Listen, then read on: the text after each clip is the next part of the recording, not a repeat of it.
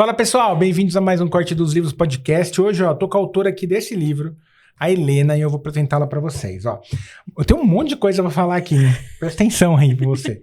Montanhista, mentora, palestrante, piloto comercial, instrutora de voo de helicóptero, viajante independente por 24 países e ainda dá tempo de escrever um livro. Olha lá, escreveu esse livro aqui, que é o livro Os Fatores Humanos na Produtividade Organizacional. Obra que partiu da sua dissertação de mestrado e traz um método prático para unir pessoas e produtividade. Então tá aqui, depois eu vou deixar o link aqui na descrição do episódio para vocês. Já começa curtindo o episódio, compartilhando, que o YouTube e o Spotify entendem que é um episódio bom e manda ele pra frente. Helena, que prazer ter você aqui no Corte dos Livros Podcast. O prazer é todo meu. Te apresentei de uma maneira muito formal, com várias coisas que eu não sei como você tem tempo de escrever um livro ainda. Mas... É que eu tenho 80 anos. Boa. Mas no final do dia, quem que é a Helena no dia a dia? Fora essa parte formal, quem que é a Helena no dia a dia? Adilson, antes de eu responder, eu queria te dizer que é um privilégio estar aqui. Estou muito feliz de estar aqui hoje. É um assunto que eu gosto muito, livros, né? Então, assim, sou a louca dos livros. Eu também falo de livros, de uma maneira um pouco diferente de você, porque eu também sou professora de português, eu sou formada em letras. Esqueceu tanta coisa, O estagiário que escreveu aqui vai ser demitido aqui no curso. Então, eu adoro literatura e as pessoas têm um pouco de aversão aos clássicos, né? É difícil, e não sei o quê, né? E eu acabo falando ao contrário, leia os clássicos, né? De preferência comece, porque tem clássicos que são bem pequenininhos mesmo, né? Tá, legal. E respondendo a sua pergunta da essência, eu acho que eu sou a pessoa do simples. Pra mim, quanto mais simples, melhor. Eu sou a pessoa que falo com todo mundo, faço amizade fácil, né? Chegando aqui, eu tava na fila esperando pra subir, a gente já fez amizade, eu e uma senhorinha que a gente começou a conversar de sapatos coloridos e tudo mais. Eu mais do que gosto, eu preciso estar na natureza, é algo que me faz muito bem, me arruma, não sei te explicar direito, mas emocionalmente falando, psicologicamente falando, aquilo me deixa direita pra fazer ali o que eu preciso fazer, todas essas coisas aí que precisam ser feitas. Legal, muito bom. Muito bom. Faltou aqui a professora, hein? Conversar com o estagiário, vulgo Adilson, que montou esse roteiro aqui. Mas vamos voltar para o início agora. É uma obra que foi baseada ali no seu mestrado. Qual que foi o ponto de partida? Por que você escolheu isso? Falso engano, você tem muito tempo na parte de RH. Conta um pouquinho como é que chegou primeiro na dissertação, primeiro no mestrado, para depois a gente chegar no livro. Tá. O que acontece, né? Eu tenho, de fato, muita experiência em RH, são mais de 20 anos em RH. E eu fiz uma carreira muito sólida numa área do RH que se chama remuneração. Tá bom. E que ela é pouco conhecida do público em geral, né? Assim, a gente conhece essa área porque é uma área de inteligência que fica dentro do RH de grandes multinacionais, né? Tá. E a gente aprende remuneração uns com os outros, com o mercado, com a consultoria, né? Nas empresas que a gente está trabalhando e tudo mais. Não tem, né? Não tinha nada ali... academicamente falando, que pudesse trazer mais insumos, mais informações, até mesmo da parte prática, né? De como a gente faz remuneração nas empresas e tudo mais. E aí, um determinado momento da minha carreira, foi assim, cara... Todo mundo sempre falou que eu ensino bem e tudo mais. Eu falei assim, eu vou na academia ver o que tem lá. Aí, comecei a fazer um mestrado, né, em desenvolvimento de negócios. É uma sala bem diversa, né? Tem gente de TI, tem gente de vendas, comercial, marketing, né? Farmácia, né? E tinha eu de RH. E entre todas as matérias que a gente tem no mestrado, uma me chamou muita atenção, que ela me apresentou uma coisa chamada Teoria dos Custos Transacionais. É uma teoria laureada já com 2 prêmios Nobel, né, ao longo do tempo. Quando eu vi aquilo, eu falei assim, cara, eu acho que é um pouco disso que eu faço, sabe? Eu acho que além de mexer ali com o custo direto das pessoas, né, da empresa salários, encargos, benefícios, né? Eu mexo com produtividade e eficiência. Então, produtividade e eficiência não é um custo direto, é um custo que está inerente à sua operação, à sua transação. Eu falei assim, acho que é isso que eu faço, né? a teoria tem 2 prêmios, né? É uma teoria consistente para eu construir ali desenvolver o meu trabalho, né? Tá. E aí, ao longo do mestrado, eu vi que era isso mesmo, e foi a primeira matéria do curso, sabe? Eu já me identifiquei. Já falei, cara, é isso que eu faço, eu mexo com custo transacional, né? E aí, fui desenvolver meu trabalho, e aí na banca de mestrado, né, tinha heads de RH de empresas grandes, tinha outros professores, né, além dos meus, que eu não conhecia, fazendo avaliação, né? E um dos professores da banca falou, cara, eu trabalho com RH, a parte dele é mais analytics, assim, mais de dados, e eu nunca vi nada igual na academia, você devia publicar um livro. Isso foi em 2022, né? Tá, recente até. Tá. E aí, a gente, né, tomada pelo mundo corporativo, falou, beleza, professor. Obrigada pela dica aí, vamos trabalhar, né? Bora, vamos trabalhar. E aquilo saiu completamente do radar. E aí, muitas vezes, vinha a voz dele assim, você devia publicar. Você devia publicar. E aí, agora, no começo de 2025, deu uma folga ali, sabe, na agenda. Eu falei assim, quer saber? Acho que eu vou me dedicar a isso, né? De publicar um livro. Só que eu não imaginava o que estava envolvido em publicar um livro. Na minha cabeça era só escrever e entregar para alguém. E todo mundo fala que escrever é a parte mais fácil. É, a parte mais fácil. Não dá para acreditar? Não que seja fácil. Agora, vai fazer o marketing disso, né? Vai fazer toda a divulgação disso, vai fazer até mesmo a publicação. Como é que eu escolho uma editora para fazer essa publicação? Por onde que eu começo? Aí você vai ver a publicação independente, né? Tipo, vários tipos de situações ali que você fala, e agora, né? Você tem alguns momentos, assim, eu até travei, assim, eu falei assim, o que eu faço agora? Eu preciso de um tempo pra pensar, pra estudar, pra conhecer. Tá. E foi isso que eu fiz, né? Fui estudar ali o mercado editorial. Caramba, que loucura. Mas aí... Completamente tudo diferente que eu já fiz, Então, e eu queria ver eu quero saber agora, uma pergunta de curioso aqui. Aonde que todas essas frentes se conectam ou não se conectam? Por exemplo, montanhista, piloto comercial, instrutora de voo. Você conseguiu entender essa jornada, assim? Se conecta de alguma coisa, de algum jeito essa jornada? Eu vou te falar que a minha cabeça, ela aceita muita diversidade, viu? Tá. Inclusive, na época de desenvolver o trabalho de mestrado, o orientador, brilhantemente, muito experiente, né, eu vinha sempre cheia de ideias, porque eu tava lendo não sei o que lá, porque isso conectava na minha cabeça, tudo fazia sentido. E ele, né, foi ali... Foi tateando lapidando, né? Tanto que... E eu fui fazendo descobertas, né,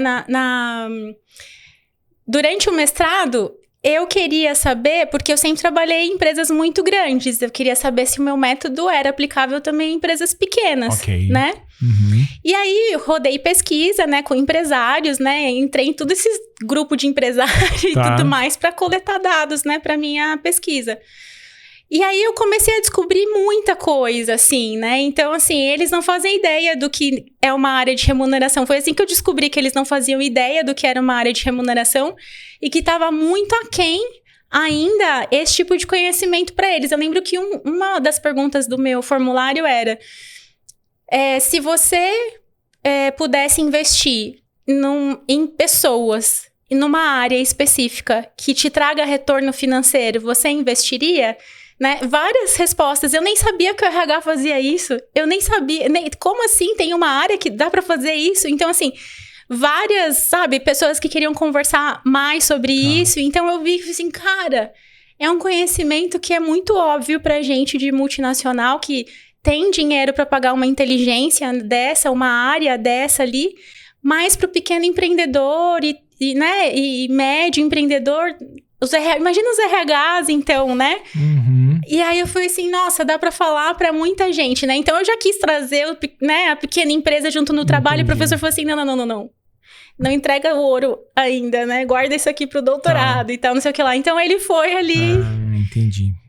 Tirando bastante coisa. Agora... Essas coisas todas que você disse se conectam na minha cabeça. Pra você faz sentido. Faz muito sentido na minha cabeça, mas começou assim. Quando eu era muito jovem, muito criança, meu sonho era ser piloto. Eu nunca tive ninguém na família e tudo mais que pudesse, né, me orientar com relação a isso. E eu sempre fui apaixonada pelos astros, pelo céu, sabe? Assim, eu sou aquela pessoa que vai te falar assim, nossa, olha a lua, como ela tá hoje e tal. Do pôr do sol, do nascer do sol. Eu sempre adorei essas coisas. E aí, na época de entrar pra Academia da Força Aérea, mulher... Escute bem isso. Mulher não podia ser piloto oficial ainda. Caramba! Não foi nos anos 60. Foi ontem, nos anos 2000. A primeira mulher passou a ser admitida na Força Aérea Brasileira em 2003. Nossa, é muito recente. Muito recente. E na minha cabeça era isso, era avião, piloto militar, né? Aquilo não pôde se realizar. E logo na sequência ali, quando você é adolescente, você tá procurando o que você vai fazer da vida, eu tropecei no Senai. E no Senai eu fiz um curso, hoje a gente chama de folha de pagamento, mas a gente chamava antes de departamento de pessoal. Sim, DP, o famoso DP. O famosão DP, que muito RH ainda é, né, hoje DP. E aí, eu comecei a minha jornada no RH com 14, 15 anos ali, fazendo folhas para pequenas empresas e tudo mais. E aí fui fazer faculdade, né, comecei a estudar letras, e no meio da faculdade eu tive a oportunidade de fazer um estágio e ir para recrutamento e seleção. Legal. Numa grande empresa do mundo farmacêutico, ficou bem famosa aí na pandemia. E essa empresa mudou completamente a minha vida, né? E aí eu conheci a área de remuneração nessa empresa. Fiz 2 anos de estágio em recrutamento e seleção. E aí eu fui para essa área de remuneração. E a partir dali eu fiz a minha carreira toda desenvolvida na área de remuneração. Só que a coisa do piloto... Ainda ficou lá no cantinho. Ficava, assim, a gente precisava viajar bastante a trabalho e tudo mais. E aí eu pegava sempre a mesma cadeira no avião, ia conversar com o piloto, essas coisas, pra ver como é que o avião funcionava, pra ver a asa se mexendo, pra ver tudo que estava acontecendo no voo. Era algo que era muito forte, gritava, assim, berrava, né? Não tinha como não dar ouvido pra isso. E aí, um dia, durante um ano novo, assim, umas férias, assim, tava na praia. Não sei se você já viu que tem aqueles voos panorâmicos de helicóptero na praia. Você vai, levanta 5 minutinhos, volta, né? E eu fiz aquele voo. Isso foi de 2009 para 2010, mais ou menos. Fiz aquele voo, falei, cara, é isso. Eu vou voar isso aqui. Né? E aí eu comecei, naquele ano eu já fui fazer ANAC, já fui fazer todos os exames médicos, né? Já comecei a fazer todo o curso teórico e tudo mais. E eu fui levando as coisas paralelas. Chegou um momento na minha carreira, e aí... Só que assim, foi meio que sem pretensão, né? Aí tirei a primeira habilitação, aí um instrutor vem falar com você, o que você quer com isso, né? O que você vai fazer com isso? Né? Por que você não... Já pensou em vir pra instrução? Né? E aí, aquilo começa... E você tem esse negócio de professora também. De ensinar e tudo mais. Então, eu me dei muito bem, né? Nisso, assim.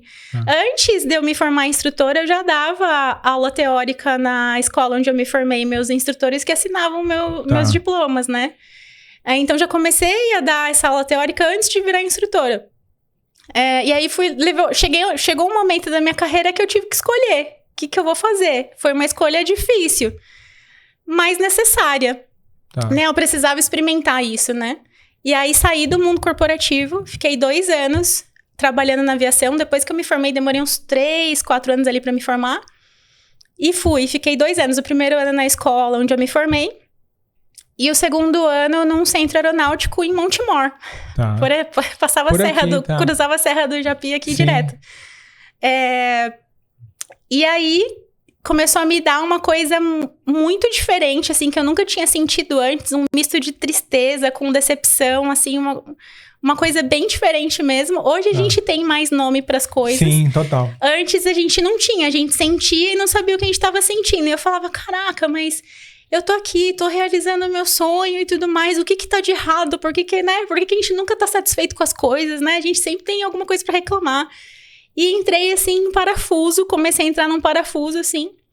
E aí, a ação mais instintiva, eu não sabia porque eu tava fazendo isso. Mas eu só sabia que eu precisava fazer isso. Fazer alguma coisa. Foi voltar pro mundo corporativo. Você nunca senti isso antes, né? O problema tá tá aqui na aviação, né? O que é que tá acontecendo, eu não sei. Mas, assim, eu só chorava, assim, chegou um momento que eu cheguei a não querer voar mais. E aí eu voltei. E aí, quando eu voltei, parece que as coisas são muito encaixadas, né? Quando eu voltei para o mundo corporativo, eu já voltei para uma empresa, tipo, gigante, que é esta empresa. Tá bom. Gigante como eu nunca tinha trabalhado antes na minha vida, assim, um colosso, um Titanic, assim, né? Tá. E essa empresa, ela começou a me dar muitas respostas. Foram vindo projetos muito grandes e muito transformadores, tanto para a empresa quanto para os colaboradores. Tá bom. E aí que eu entendi. Aí saiu uma matéria, foi isso, lembrei. Saiu uma matéria numa revista, não lembro qual, mas uma matéria gigante falando sobre propósito. Tá. E explicando o que era propósito. Imagina isso, Adilson. Explicar pra gente o que é propósito, né? Até 2020 ninguém falava em propósito. E explicando o que era propósito. E aí eu fui lendo aquilo e fui me identificando. Eu falei assim, cara, era isso, faltava isso, né? E tudo mais.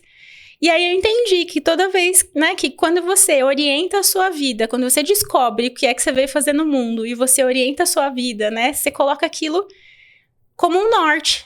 E aí tudo que permeia aquilo faz parte. Faz sentido ou não faz sentido pro seu propósito? Ah, faz sentido, então tá bom, vem, né? Uhum. E você vai agregando aquelas coisas. Então, assim, a partir daí eu entendi, né, qual que era meu papel no mundo. A partir daí eu não senti mais essa agonia, essa tristeza. Eu entendi tudo que estava acontecendo. E passei a ter um estilo de trabalho voltado pro que eu faço hoje, né? Voltado pro negócio, voltado para entender, para falar com as pessoas, né? Não de ficar ali, né? Como a gente é muito meio cientista, assim, sabe? A gente trabalha com muitos dados, a gente fornece muitos insights, assim, para a companhia, né? E isso acaba deixando a gente muito fechadinho, né? Então, se a gente consegue juntar toda essa inteligência ali científica voltada para um negócio, do lado do negócio, a gente consegue ser muito mais eficiente na resolução dos problemas, né? Ou como o mestrado traz, né? A oportunidade. Muito bom. Nossa, fez todo sentido. Agora, a montanha, quando eu era muito pequena, meu avô já me inseriu na natureza. Ele me deixava sozinha, assim, ó, pra eu me virar, pra eu aprender, né? A ser cuidada ali pela natureza. E eu acho que isso se perdeu ao longo, né, da minha jornada, assim. E eu encontrei essa sensação de novo na montanha. Então, minha conexão com a natureza é através da montanha. Muito bom. Nossa, muito bom. Caramba, que demais. Acho que eu já sei porque você veio. Depois a gente continua essa conversa. A gente vai fazer uma mentoria depois. Né? Louco. Ó, e como é que foi? Avisar aqui que a gente tem plateia, né? Temos plateia.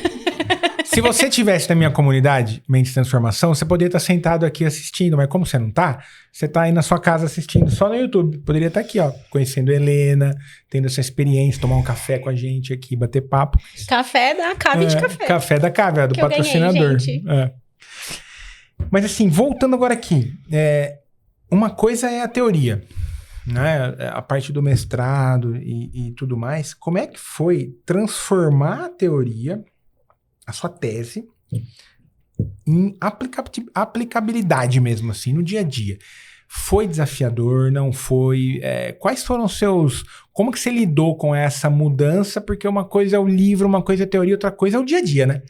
Porque o dia a dia é um pouquinho diferente. O que acontece comigo é que eu fiz o contrário, né? Eu peguei uma bagagem de experiência e eu saí na academia, assim, ó. Isso aqui funciona, isso aqui funciona, isso aqui funciona, faz sentido isso aqui. Você fez o caminho inverso, daí você encontrou o custo transacional. Daí eu falei assim, cara, é isso que eu faço. Aí comecei e falei assim, bom, a partir dos custos transacionais, isso aqui dá match com isso? Dá. Isso aqui dá match com isso? Dá. Isso aqui eu consigo trabalhar isso? Dá. O que eu consigo trabalhar?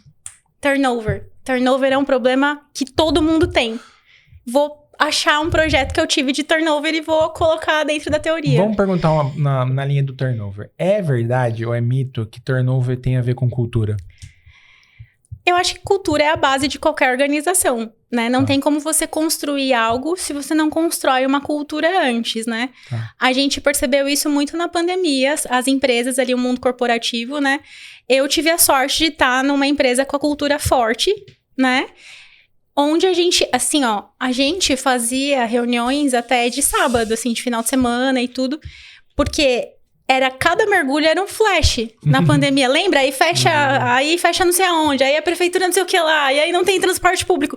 Então, assim, começou a vir avalanches de problemas que não dava para uma pessoa só resolver. Então, a gente se dividiu em grupos de trabalhos e cada um foi pegando problemas para resolver. E aqueles grupos, eles não tinham tempo de se conversar. Tá bom. Né? E aí você viu ações, você começou a ver decisões e ações sendo tomadas muito alinhadas, mesmo sem a gente conversar. Por quê? Por conta da cultura. Muito bom. O turnover, ele é necessário. Um turnover bem baixinho, ele é necessário. Porque você traz novos conhecimentos para a empresa, né? Você traz ali coisas que, se você ficar ali com todo mundo estático, não necessariamente você consegue trazer. Tem que dar essa reciclada, entre aspas. Precisa, né? É uma reciclagem ali normal da vida, né? A empresa é um organismo vivo, né? Então, assim, precisa disso. Mas no caso desse estudo de caso do livro, era um turnover de quase 100% no ano. Caramba! Trocava uma unidade todo ano. Que loucura. Imagina o custo disso, né? Total, treinamento. Recrutamento e seleção. Isso é muito complicado, porque assim, vira e mexe. EPI. Putz, tem muita coisa, porque assim, o treinamento, às vezes o pessoal fala, vamos pôr mais uma pessoa para ajudar. Mas, cara, você coloca mais uma pessoa, até você treinar, ensinar cultura, boas práticas, a pessoa tá pronta daqui 6 meses. Assim, pronta de verdade para entregar a performance. É difícil ser de uma hora para outra. Tem todo um processo, onboard, treinamento. Exato. Só que, e ainda pensa assim, você tá entrando, eu sou um funcionário mais antigo, você tá entrando agora, você vai ter sua jornada de aprendizado aí de 6 meses. Só que eu não consigo produzir 100%, porque parte do meu tempo eu tô te ensinando. Total. Então, assim, a minha produtividade abaixou pra, sei lá, 50%, 60%, porque os meus 8, 40, 50 eu tô dando pra você, só que você ainda não tá produzindo o que você tá na sua jornada de aprendizado. Então, imagina o bololô que vai dando nisso. Vira uma bola de neve, né? Porque a pessoa que performava muito, ela performa um pouco abaixo, porque ela tá treinando alguém. E compromete o resultado na ponta. Dinheiro escorrendo pelo ladrão, gente. Muito bom. Nossa, fez muito sentido. E assim, ó... É assim que uma área dá dinheiro pra empresa. Pois é. Você sabe que uma área que não vende, que é uma área de suporte, consegue oferecer esse tipo de insight pra fechar a torneira. Ah, entendi, tá.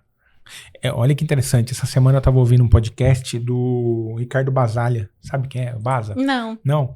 Ele é CEO da Michael Page, que é uma empresa de recrutamento e seleção e tal. Bem grande. Acho que é até multinacional a Michael Page. Eu acho que é. E ele tava entrevistando alguém, eu não lembro o nome agora, mas ele tava falando, era um cara de RH, eu não vou lembrar, Adriano alguma coisa, eu acho.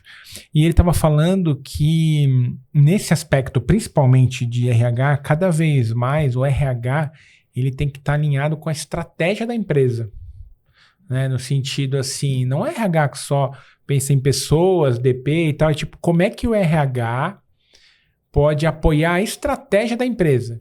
Que é pensando nesse caso que você está falando, eu imagino, né? Tipo, cara, turnover, treinamento, escolher as pessoas certas, alinhada culturalmente, tudo isso para apoiar a estratégia final da empresa, né?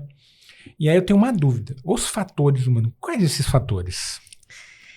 Os fatores humanos foi uma nomenclatura... Tá vendo como as coisas se conversam? Tá. Que eu peguei emprestado da aviação. Tá. Na aviação, a gente tem um trabalho muito forte de prevenção de acidente. Tá. Não para culpar, nem para punir, mas para estudar. O que aquela pessoa fez que levou ela a se acidentar? Pra gente conseguir prevenir os próximos acidentes, né? Então, na aviação... grande parte, assim, mais de 90% dos acidentes acontecem pelo fator humano, não é fator material, né? A aeronave que tá com problema, não é. São pessoas. Ou é o mecânico que não fez ali todos os procedimentos que precisa, né? Pra fazer aquele reparo, ou aquela preventiva, ou o piloto, né? Que por algum momento ali... aconteceu alguma coisa, né, com ele, ou tá acontecendo alguma coisa na vida dele, e ele acaba errando um procedimento, ou toma uma decisão errada, precipitada, né?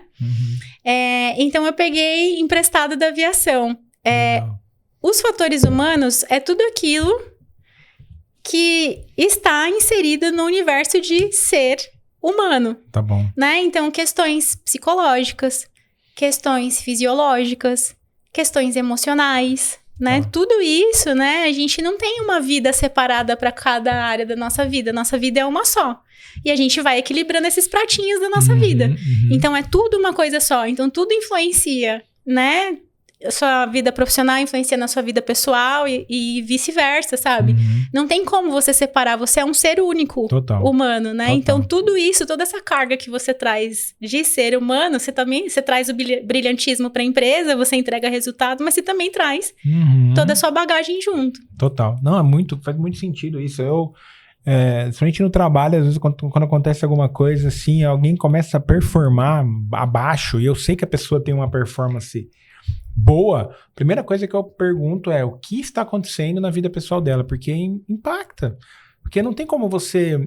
ligou o computador para trabalhar, agora eu vou esquecer todos os meus problemas e eu vou focar 200% aqui e vou entregar o melhor resultado. Não existe isso. Não existe. Né? Não tem como isso. É diferente quando a gente estava falando lá, 1970 e pouco, que era muito trabalho braçal, industrial, que você saía do trabalho, o trabalho ficava no trabalho. Hoje em dia você sai do trabalho, o trabalho não fica no trabalho. O trabalho fica com você. Ele fica na nossa cabeça aqui martelando, né? Batendo assim. Então faz muito sentido pra mim isso que você tá falando. E como é que você estruturou isso daqui? A gente vai voltar um pouquinho antes que você falou, uma coisa... O livro aí, cara, tem que estudar, tem que pensar em marketing, tem que pensar em capítulo, tem que pensar em capa, tem que pensar um monte de coisa. Como é que você estruturou isso? Como é que tá dividido? Como é que foi esse processo para chegar aqui no livro, que tá muito bonito, inclusive. Não tá, gente. Eu também me vim de azul. Eu vim de azul porque o livro é azul. Então eu vim combinando. Eu também, minha cor favorita. Eu adoro azul. Azul e laranja. Como é que foi esse desafio de chegar no resultado que a gente tá vendo aqui? O livro, como ele partiu do trabalho de conclusão do mestrado, então ele tem meio que uma carinha ali da própria metodologia que a gente usa no mestrado ali de resolução de problemas, de aproveitamento da oportunidade. A gente chama de metodologia de trabalhos práticos e aplicados, né?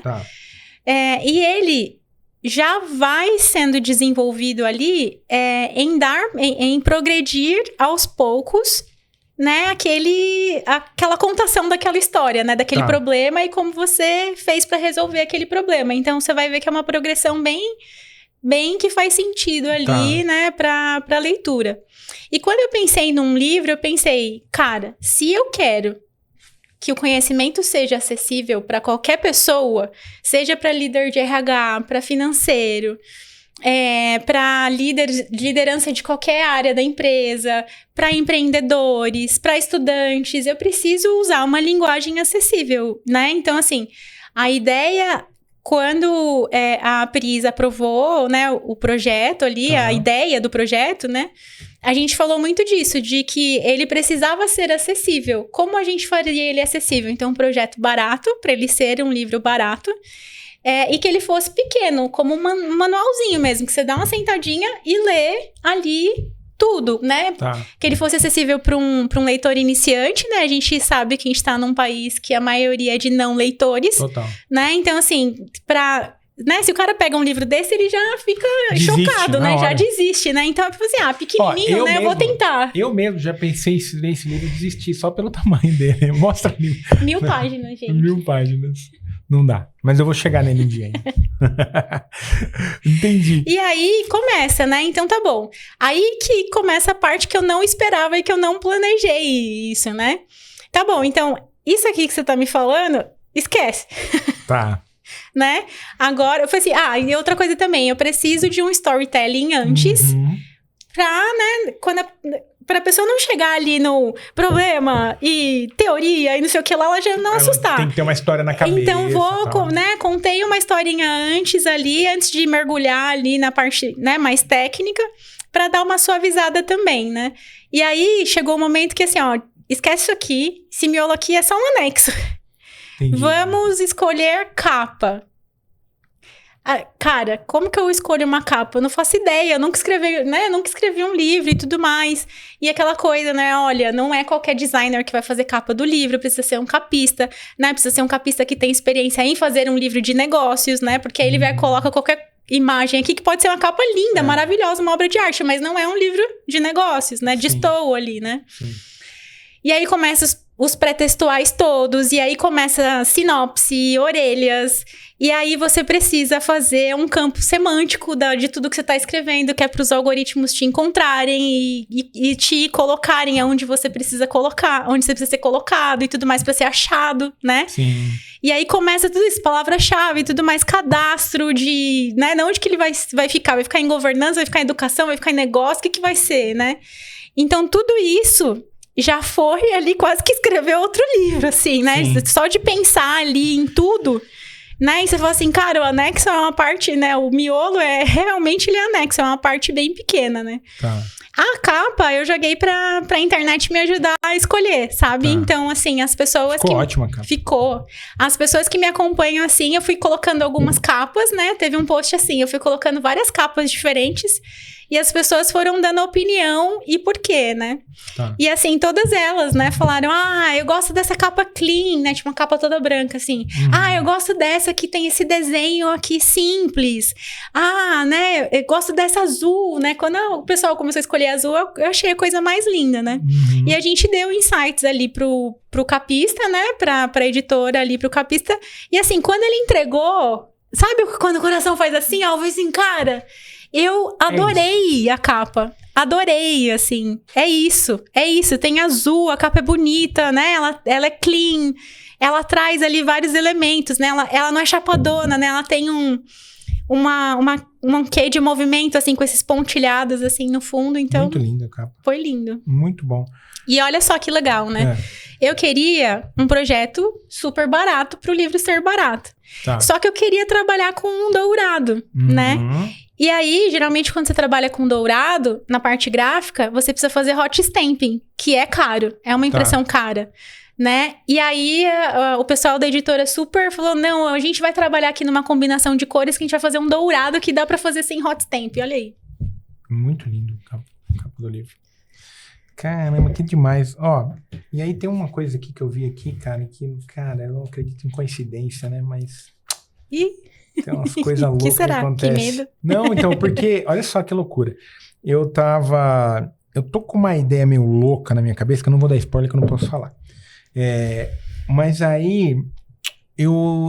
hoje de manhã eu falei assim, cara, eu preciso ler de novo o Jogo Infinito do Simon Sinek. Olha! Juro por Deus. Hoje de manhã eu tava tomando café e eu tô com essa ideia na cabeça, uma ideia diferente, que tem a ver com cortes, assim, mas é um negócio que eu tô visualizando. Ele é muito genial, Ele né? é maravilhoso. Nossa, cara. Eu sou muito fã.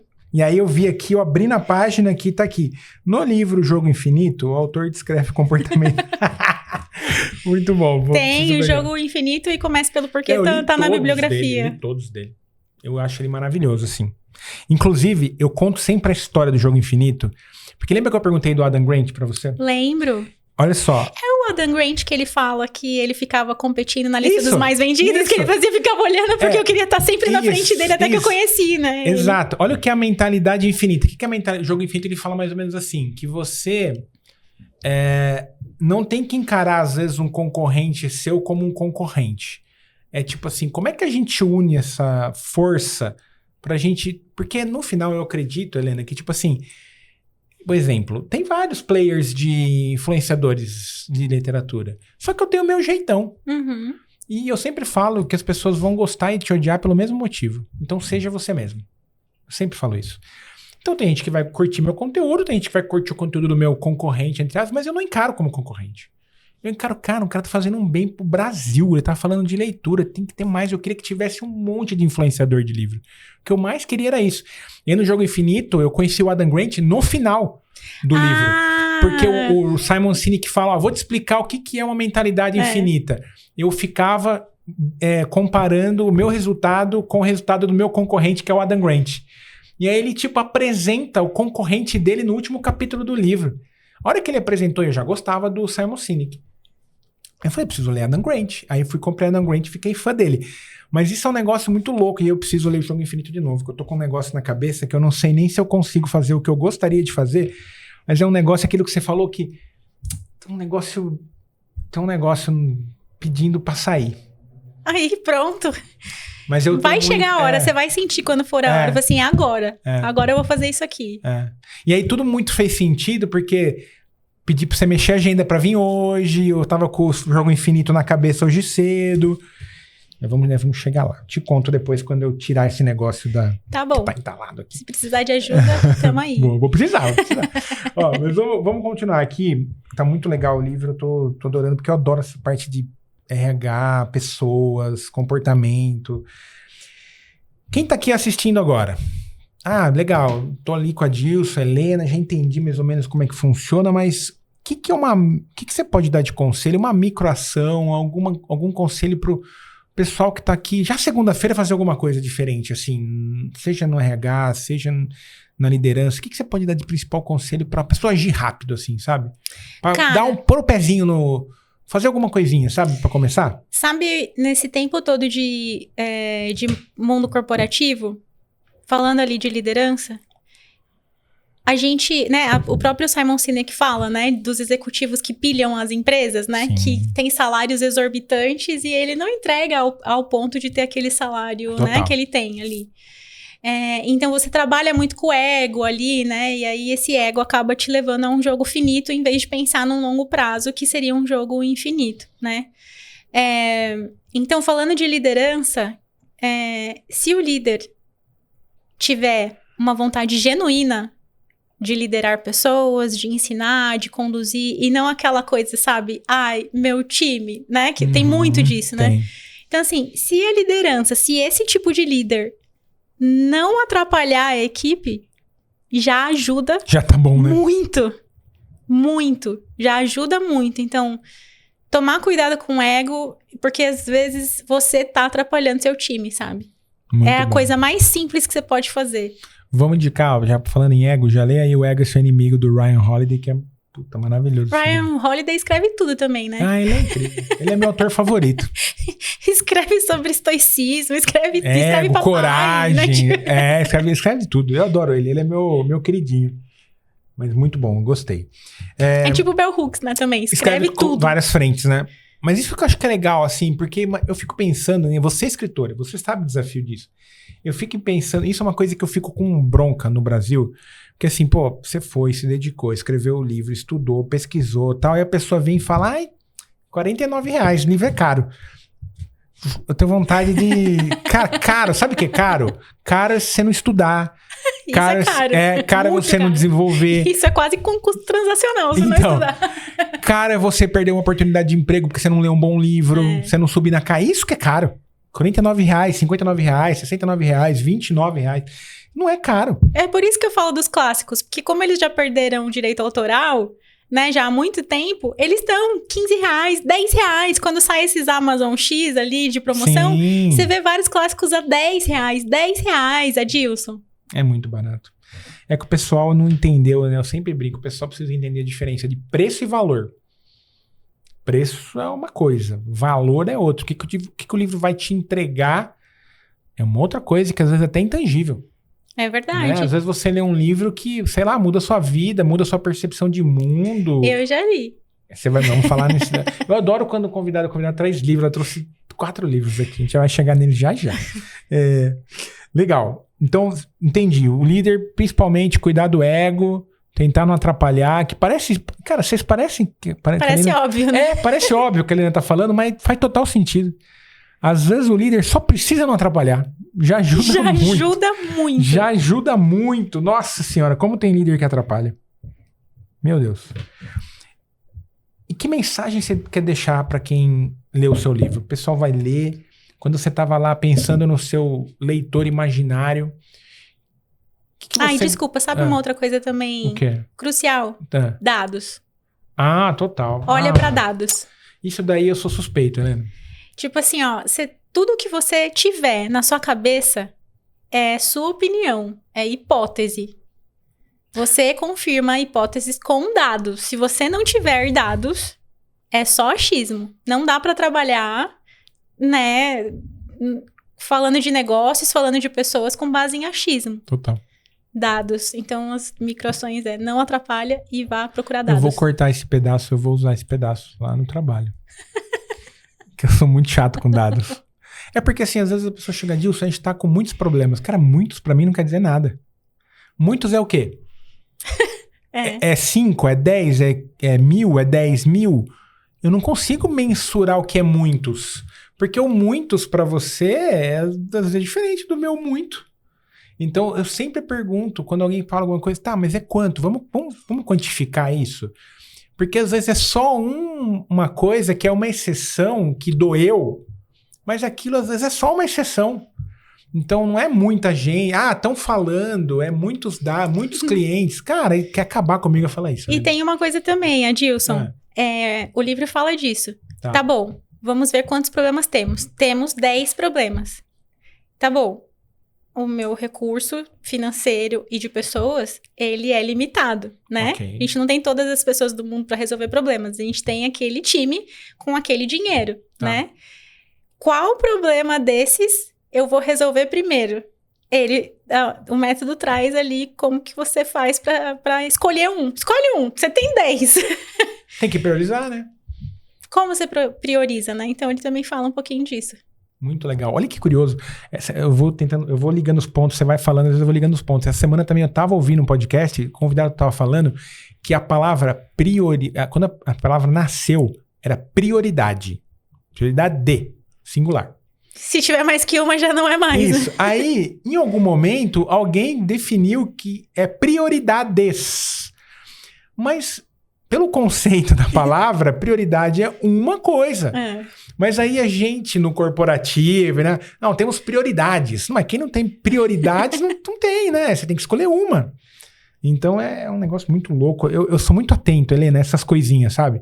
Tipo assim, número, a concepção da palavra, né? Por exemplo, da prioridade. O pessoal fala assim, Adilson, vou entrar no seu clube e tal, eu quero criar o hábito. Eu falo, que hora que você vai ler? Ele é à noite. Eu falei, não, tá errado. Você não quer criar o hábito? Como você vai estudar à noite, né? Ou então, é a sua prioridade criar o hábito agora? Cara, por prioridade, você tem que fazer primeiro. Você não vai deixar a sua prioridade pra fazer 10 horas da noite. Então, ela não é sua prioridade. A chance de você pular é muito grande. Se bem que também tem a parte da leitura mais leve, tranquilizante. Lógico, pega uma poesia antes de dormir. Já é uma forma de criar o hábito, né? Isso, total. Ali mas aí... já mexe com o seu cérebro, já mexe com seus hormônios, já vai te acalmando e tudo mais. Total. É uma boa pra dormir. Agora, o tipo de leitura que você propõe, que é de estudar, e vai e post-it. Ele gosta de post-it. Ela trouxe post-it de presente pra mim, tem um monte aqui. É isso, é o público que eu tô falando. É tipo, você não vai ler um jogo infinito 11 horas da noite. Você não vai conseguir absorver nada, entendeu? Agora, você vai ler um romance. Com certeza. Outra coisa aí é outra experiência. É outra coisa, faz todo sentido. Mas então, a mensagem, quando você pensa assim, o que você quer que alguém pegue de principal aprendizado do livro depois que fizer essa leitura? Seja ali o profissional, as lideranças, o RH, os gestores. O que você gostaria que eles realmente absorvessem do seu livro? Eu gostaria que eles conseguissem ter insights, para ter outras perspectivas além das que eles já têm. Eu gostaria de agregar algo no estilo de liderança, ou no estilo de gestão, ou no RH, né? Trazendo ali... Eu fui fazer uma palestra no Ciesp esses dias só para RHs de pequenas indústrias. Tá. Cara, eles tiravam fotos de tudo, assim, sabe? Então, era muito novidade o que eu tava falando pra eles, assim, que pra você é coisa que você já tá pesquisando há tempo. Né? Sabe, assim, que a gente, sei lá, em 2020, antes de 2020, a gente apresentava, né? Eu sempre que chego numa empresa, eu chamo todo mundo, líder, né? Liderança, chamo... o RH, coloca todo mundo numa sala e fala assim, o que é uma área de remuneração? O que a gente veio fazer aqui, né? Eu sempre falo isso. Então, assim, tem coisas no livro que ainda é dessas apresentações, assim, de 2000 e antes, 2018, 2015, sabe, assim? E aquela é a primeira vez que a pessoa tá vendo. Então, você fala assim, olha, que legal conseguir trazer esse tipo de conhecimento, né? Pra gerar insight nesse RH, né? Dessa pequena empresa e tudo mais. Então, eu gostaria de agregar. Muito bom. De fazer a diferença ali na visão dela. Muito bom. Ó, gente, eu vou deixar o link aqui pra vocês, tá? Comprar o livro da Helena. Não vai falar que o livro é caro, hein? Não é caro, gente. O projeto foi feito pra ser pensado pra ser barato. Boa. Vamos falar desses livros que você trouxe agora que eu tô curioso. Vamos. Esses foram os livros mais importante... Não, antes... Do mercado, assim, de business, RH. Teve algum livro marcante pra você? De RH especificamente não, mas eu gosto muito do Simon Sinek. Ele é muito bom, porque né? ele fala de uma maneira geral, né? Ele fala, você vai pegar no livro, uma hora ele tá falando de RH, uma hora ele tá falando dos executivos, uma hora ele tá falando da operação, uma hora ele tá falando de vendas, né? Então, ele consegue navegar ali por todas as áreas das empresas, né? Sim. Então, eu acho que... E ele também, como ser humano, né? Ele tem uma visão muito importante, uma visão transformadora de mundos, assim, né? Então, eu acho que é muito legal. Comece pelo porquê. É um bom livro. Comece pelo porquê, é maravilhoso.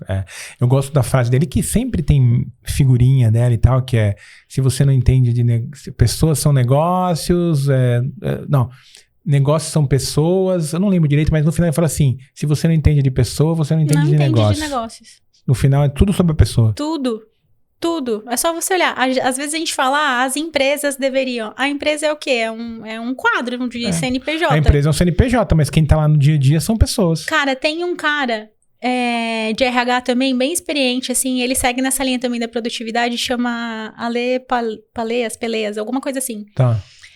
Ele já fez TED e tudo mais, ele fala assim... É brasileiro? É brasileiro. Legal. Eu sou péssima, eu não tenho memória, tá, Adilson? Então eu vou tentar buscar ali no âmago da minha memória, isso é muito difícil de acontecer. Tá. Mas ele fala que uma empresa sem RH é somente um CNPJ com um monte de gente abandonada. Nossa, que... Forte, hein? Muito forte. Faz todo sentido. Tá lá, um monte de gente largada, fazendo qualquer coisa. Cada um, A gente tá lendo um livro na comunidade Cimei chamado Garra. Eu achei genial o título desse livro. Maravilhoso. Achei muito legal quando você postou. Tem muito a ver com propósito, tem muito a ver com perseverança e tal. E tem um estudo lá da Gallup, do Instituto Gallup, que fala que só 13% dos americanos, um estudo feito, um recorte nos Estados Unidos, né? Mas só 13% dos adultos, eles entregam o seu melhor no trabalho. O resto é como se fosse isso que você falou. É um monte de gente ali, meio que tentando se entender, não entregando o melhor, não se doando completamente. Cada um fazendo de um jeito. Só 13%, cara, é muito pouco. Muito pouco. Mas vamos lá, nesses livros aí. Esses 3 aí você recomenda pra todo mundo. Conta um pouquinho sobre eles. Tem um livro que mudou muito a minha vida. Que foi esse aqui, ó. Mulheres Correm com Lobos? Mulheres que Correm com os Lobos. Muito bom. Eu acho que toda mulher deveria ler esse livro. E de preferência ler em um grupo de mulheres. Na pandemia a gente fez alguns grupos de leituras. E foi maravilhoso, assim, foi rico demais. Um grupo era um pouco mais jovem. Eu era a pessoa mais velha do grupo. E no outro... um pouco mais sênior, assim, mais velho, e eu era a pessoa mais jovem do grupo. Então, o que a gente discutia, ter a oportunidade de ficar no meio do caminho do que os jovens, né, as mulheres mais jovens têm ali como questões, e as mulheres mais velhas têm ali como questão, foi, assim, genial, assim, é muito agregador. Também tem bastante coisa na internet, tem podcast, né, sobre isso, né, sobre isso, inclusive, é o nome do podcast. Talvez seja isso. Fala sobre ele também. E este livro, ele é terapêutico para qualquer mulher, assim. Muito bom. Do que a gente traz de histórico para entender o feminino, muito além do que é o movimento feminista e tudo mais. Ela te coloca, ela é junguiana. Eu vou falar um pouquinho dele, tá? O Jung é maravilhoso. A Clarissa, que é a escritora? A escritora, ela é junguiana. Tá. E o livro, ela demorou 20 anos para escrever. Também foi resultado da tese dela de doutorado. E ela passou conhecendo várias tribos. Tá, deixa eu dar uma folhada nele. Ela passou conhecendo várias tribos e convivendo com essas tribos e levantando histórias e contos, né, ali dessas pessoas, dessas comunidades, né? Tá. Então, ela era a pessoa que dormia no meio do mato com o pessoal, né? De uma determinada comunidade, né? Eu tenho uma amiga minha que fez uns rolê desses esses tempos aí. Ela fez e ela demorou, é o resultado de 20 anos dela escrevendo isso. Então, assim, como é que eu posso explicar isso? quando eu era muito criança, Tá. né? A primeira consciência que eu tive do ser mulher foi, eu jogava bola. Eu sempre tive interesses do que seria atividades de meninos, Tá bom. né? Então eu jogava muita bola, eu jogava handball, adorava, né, jogar e tudo mais. Tá. A primeira consciência que eu tive foi quando eu vi o meu corpo se tornando um corpo de menina. Tá bom. E aquilo começou a me limitar, porque eu já não podia mais correr do jeito que eu corria, porque eu precisava de algum, né, de algum adereço aqui que me ajudasse a correr. E eu falei assim, cara, atrapalha demais ser mulher, né? Aí, vou um pouquinho mais na história, chega adolescente, não pode ser piloto porque é mulher. Entendi. Então, assim, pra mim, eu sempre fui muito... Até outro dia mesmo não podia votar, mulher. Exato! Acho que 1930, né, e tudo mais, que foi até a filha do Adolfo Lutz, né, esqueci o nome dela, que era super engajada e tudo mais com isso, né? Então, assim, tudo que vinha pra mim do feminino era... Não pode. Não pode, é empecilho, né? E eu via um masculino muito forte. Então eu falei assim, não, eu quero esse lado aqui. Tá. E eu comecei a desenvolver muito esse lado, né? Do forte, do masculino, da agressividade e tudo mais. E a parte feminina se perdeu.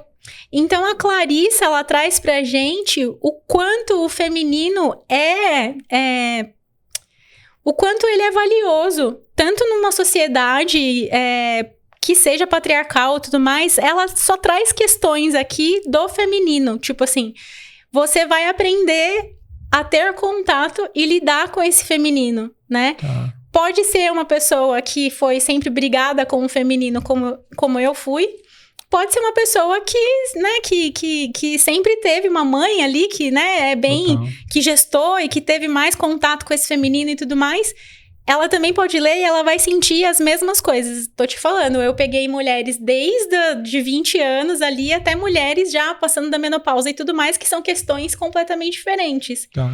E o livro tocou a todas elas e mudou a minha visão de mundo completamente do que é ser mulher neste mundo, assim. Nossa, maravilhoso. Deixa eu perguntar uma coisa, curiosidade, que eu já perguntei para outros convidados que veio. Como você tá na área da psicologia ali, de RH, estudando comportamento, estudando isso, por que a mulher ela é mais aberta a, por exemplo, buscar ajuda, conversar, exemplo, aspas. A minha comunidade, a gente tava falando que tem quase 100 pessoas. Cara, 90% é mulher. A mulher, ela é muito mais aberta a, tipo assim... Aprender, a, tipo assim... Ter até essa humildade de, tipo assim... eu vou entrar no clube do livro. O homem, ele é mais fechado. Ele, eu não preciso de ajuda. Eu resolvo sozinho. Eu não preciso de um grupo de leitura pra bater papo. Homem não pergunta nem o caminho. Não é? Tipo, a gente tá perdido. Daí a mulher fala assim, moço, né? Como é que eu faço? E tal, não sei o que lá. O homem, não. E tem alguma coisa... acho o caminho. Tem alguma coisa, assim, na psicologia? Por que a mulher, ela é... muito mais aberta, até pra conversar, pra se relacionar, pra buscar ajuda. E eu falo isso, inclusive os homens estão convidados pro meu clube do livro. Homens venham, né? Porém, às vezes, o meu público ideal é feminino, porque a galera se conecta, querem estar nessa tribo, bater papo, sabe? Conversar. Sabe o que ia ser legal? Tem vários livros. Não tem muitos, né? Mas tem alguns muito bons e importantes, como o Cavaleiro da Armadura... laranja até. Tá vendo? Eu não me lembro das coisas. Uhum. Que é muito legal, de repente, você fazer algo voltado para homens. Tá, entendi. Mas aí é uma coisa menos negócio, menos business, menos comportamento, menos comportamento empresarial e mais comportamento soft skills, sabe? Por que eu tô falando isso? Que nem, por exemplo, como o público na comunidade ele é 90% feminino, em dezembro eu sempre coloco uma biografia. E eu sempre coloco biografia de mulher. Porque, cara, 90% são mulheres. Elas vão se conectar mais com o tema, vão aprender mais. É uma oportunidade para mim, como curador, ali também aprender. Exemplo, em 2023 eu coloquei o livro da Viola Davis, Em Busca de Mim. Espetáculo, maravilhoso. E ano passado a gente leu Maya Angelou, Eu Sei Porque o Pássaro Canta na Gaiola. Uhum. Maravilhoso também. Esse ano a gente vai ler Carolina Maria de Jesus, Quarto de Despejo. E aí eu acabo, às vezes, privilegiando as mulheres ali do grupo, porque elas são maiorias, elas estão em busca, eu sinto que a mulher ela tá mais... E aí não é sobre feminismo, não é nada sobre isso, ela tá muito mais aberta a se desenvolver do que o homem, sabe? Se você for pegar ao longo da história, até chegar à nossa ancestralidade, o papel ali não o papel que disseram que ela tinha que ter, mas o papel que ela desenvolveu sempre foi um papel mais relacional. Tá, sim. Né? Então ela precisa...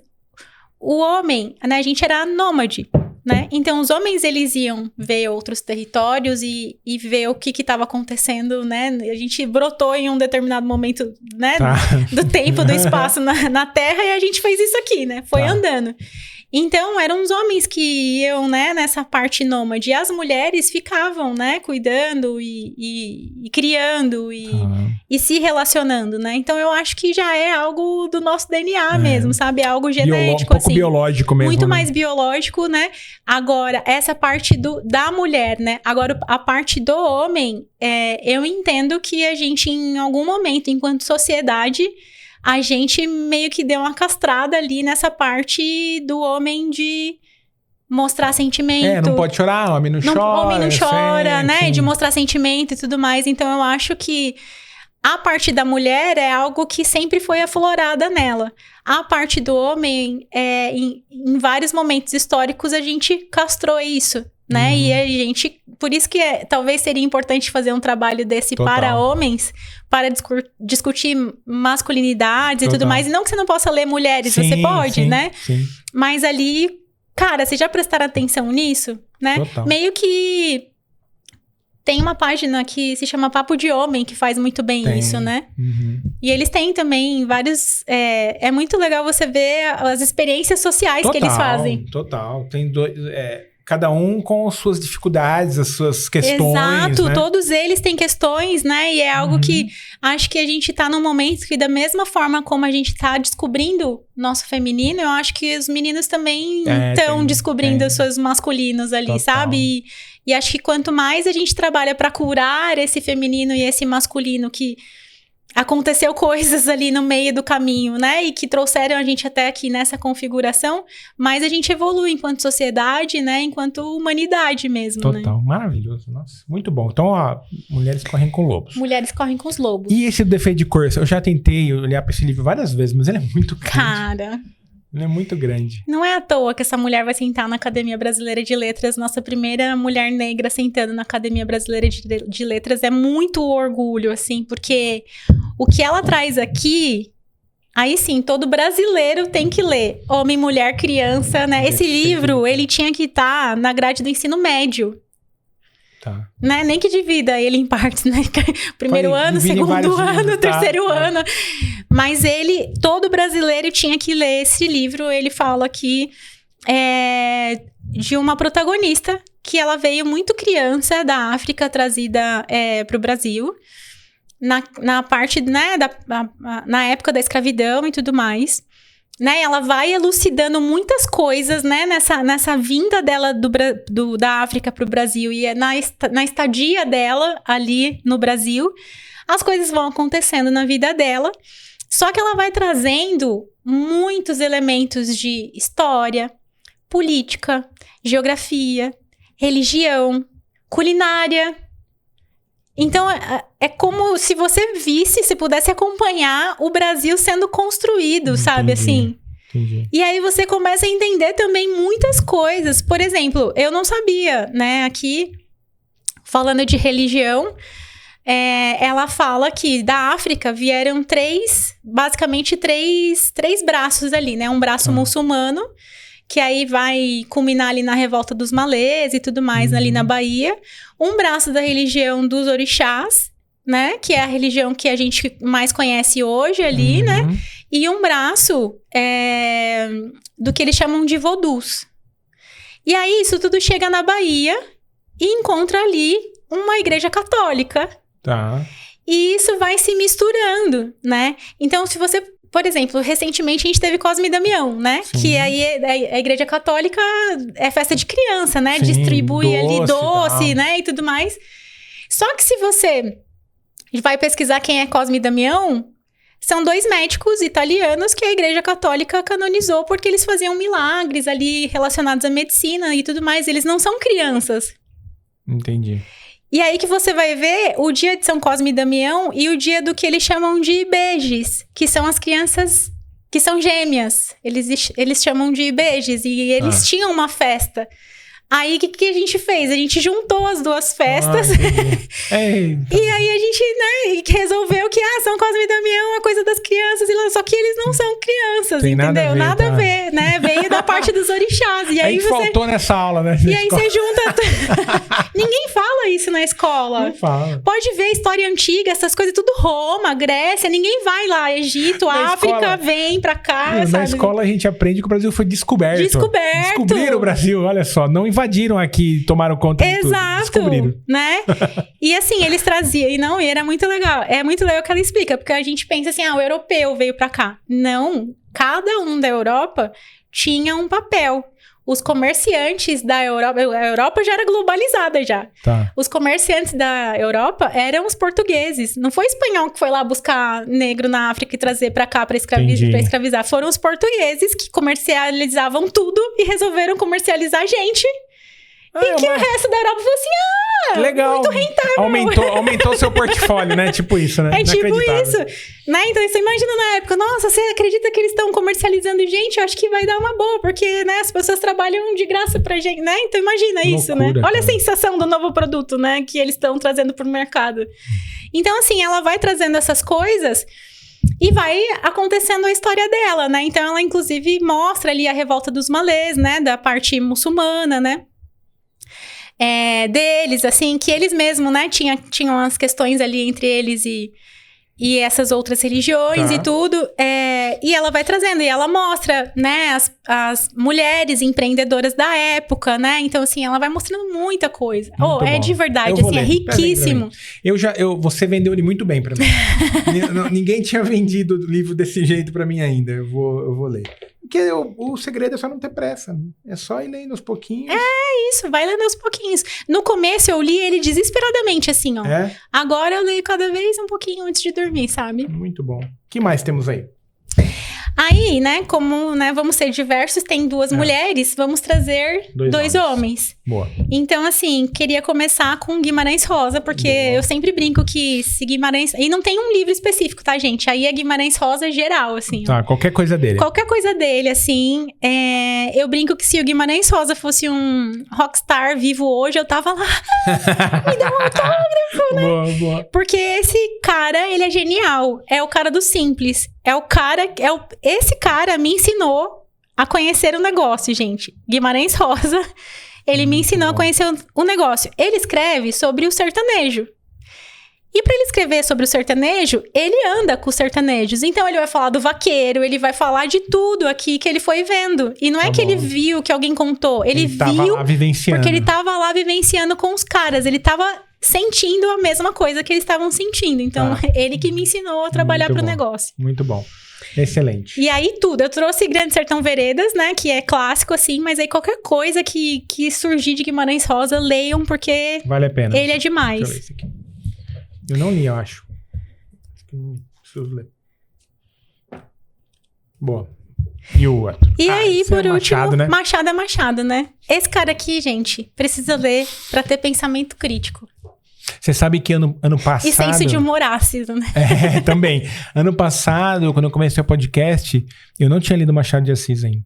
Aí, vinham as pessoas aqui, exatamente, na pergunta dos 3 livros, Machado de Assis. Eu falei, não, eu vou ter que ler Machado de Assis. Aí eu li o Alienista. Alienista é genial, não é? Maravilhoso. Todo mundo... Não, é maravilhoso você imaginar que ele escreveu aquilo em 1890, sei lá, não sei se era...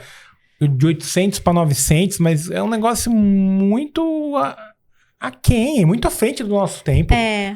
Muito à frente. É muito à frente mesmo. Imagina. Muito bom. Qual que é esse? Esse é Memórias Póstumas, de Brás Cubas, e eu não sei, assim, e se você olhar, Memórias Póstumas de Brás Cubas, que ele, né, ele já é um defunto e ele tá narrando a história dele e é engraçadíssimo. é um humor, assim, que você fala, meu, como é que pode, né? E ser engraçado até hoje, né? Sim, e não é um humor sim. escrachado, ele é ácido, sabe? Assim, ele é... Sim, ele é irônico, ele é né? irônico, assim, e Machado é Machado. Você tem que até prestar atenção pra você perceber a ironia, porque às vezes você passa batido até. Exato, né? E toda a parte que ele traz criticando, mas ele não é uma crítica... ele mostra, né? É a realidade. Então Sim. você olha assim, caraca, era isso que acontecia, né? Era assim que funcionavam as coisas, né? Assim que funciona o mundo, né? Então Bom. aquela pessoa que é mais romântica, assim, Machado acaba, assim, com o romantismo da pessoa. Muito bom. E o Alienista é muito legal, assim, os contos dele, ele é muito conhecido, né, por Dom Casmurro, né? E tu traiu, não traiu, né? Essas coisas assim. Uhum. Mas tem uma parte genial dele, que são as crônicas que ele escrevia no... Eu não lembro, acho que era Gazeta do Rio, alguma coisa assim. Que se chama Semana. É uma coletânea, acho que nem tem mais pra vender, assim, se tiver em sebo e tudo mais. Que aí ele fala o que ele quer, sem filtro. Porque, né, nos livros ainda tem ali aquela parte, dá uma censuradinha e tudo mais.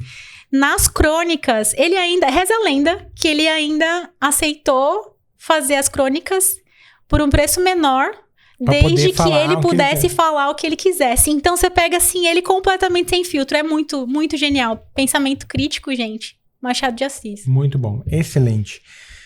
Muito bom. Nossa, adorei os livros. Você vendeu muito bem o Defeito de Cor. Você sabe que umas 5 pessoas já compraram o Defeito de Cor por conta você tá vendendo bem. faço. A gente precisa fazer um cupom de desconto da editora pra Helena. Verdade. Qualquer editora mesmo aqui, ó. Record aí, ó. Tá merecendo já, hein? Ô, Helena, agora a próxima pergunta é uma pergunta aqui do patrocinador, que é a Cave de Café. Se você pudesse tomar um cafezinho com alguém e pedir um conselho, quem seria essa pessoa e qual seria esse conselho?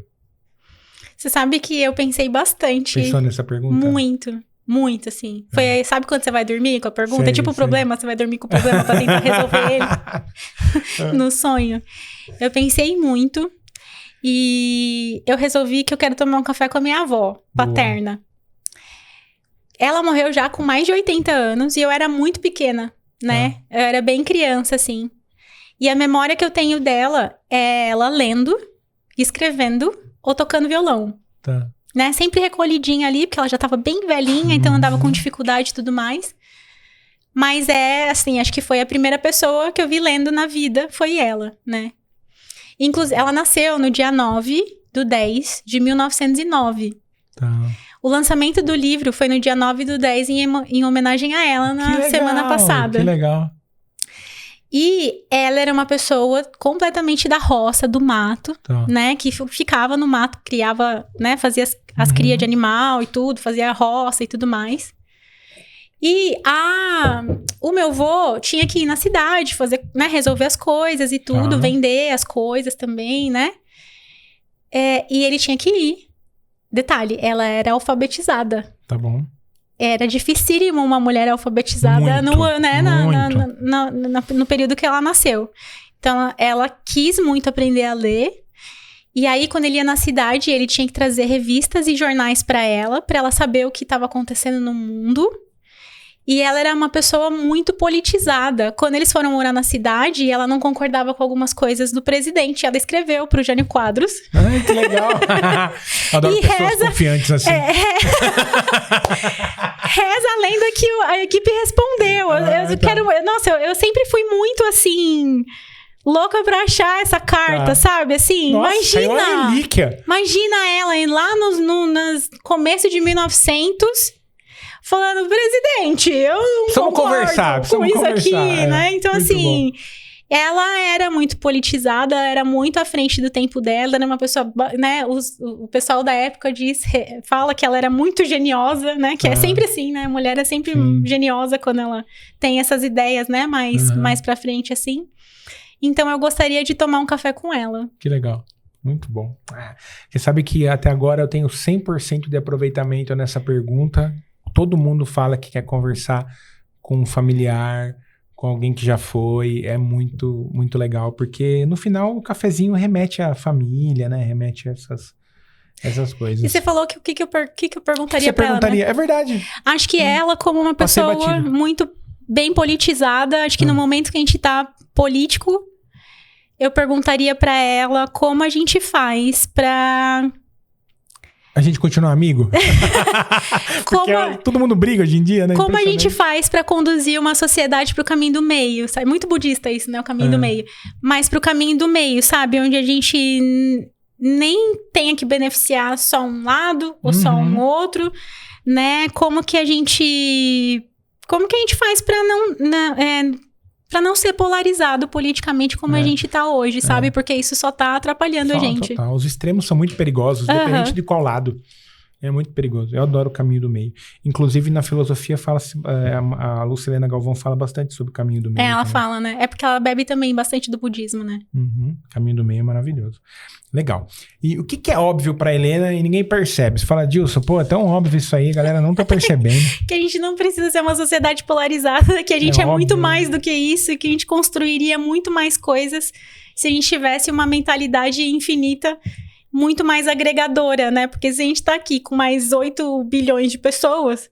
Total. Né? Quer dizer que a gente tá aqui um pra contribuir com o outro de alguma forma. Pode procurar, Dilson. O que não tá aí dentro de você, tá dentro dela. Tá dentro de mim. Pode olhar, né? Que você vai achar dentro de outra pessoa. Então, as pessoas entenderem que as coisas não se excluem. Que as coisas podem ali se conversar. Faz muito sentido. Olha só que curioso, tem a ver com isso. Eu tava conversando com um amigo meu essa semana. Você falou um pouco de futebol no começo.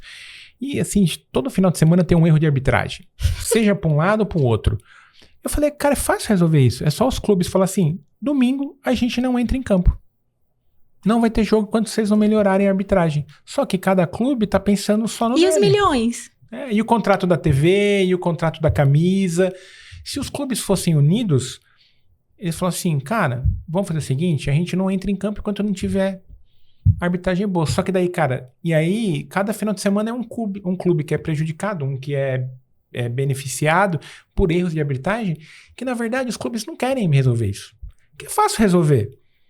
Arma uma greve aí, você vai ver se não resolve. Só que é o que você falou. E os milhões? E o patrocínio? E a TV, né? Então, no final tá todo mundo meio que cada um olhando só pro seu umbigo e ninguém tá olhando como é que a gente melhora como um todo, E né? o problema não é resolvido. E né? fica ali o problema. E fica ali, vagando. É isso É aí. o tal do elefante branco, né? O elefante branco tá aqui. Ninguém tá chegando.